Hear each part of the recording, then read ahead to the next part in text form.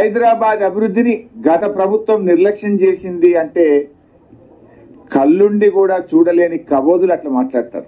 అసలు అది మాట్లాడే మాటని అది బడ్జెట్ లో ప్రస్తావిస్తే హైదరాబాద్ ప్రజలు నవ్వుకుంటారు. ఇవాళ చంద్రబాబు నాయుడు గారు ఆ మధ్య మన ముఖ్యమంత్రి అయిన తర్వాత కూడా హైదరాబాద్కి వస్తే ఏమన్నారు, నేను అభివృద్ధి చేశాను, మొన్నటిదాకా పనిచేసిన ప్రభుత్వం నాకంటే బాగా చేసింది అని ఈ రాష్ట్రానికి ఉమ్మడి రాష్ట్రానికి ముఖ్యమంత్రిగా ఉన్న చంద్రబాబు నాయుడు గారు కూడా కేసీఆర్ గారి అభివృద్ధిని ఆయన కొనియాడారు. ఆయన కూడా చెప్పారు, లోకం మొత్తం మెచ్చింది. ఇప్పుడు ఎక్కడో ఉన్న రజనీకాంత్ కూడా హైదరాబాద్కి వస్తే సూపర్ స్టార్ రజనీకాంత్ నేను హైదరాబాద్లో ఉన్నానా న్యూయార్క్లో ఉన్నానా అన్నాడు.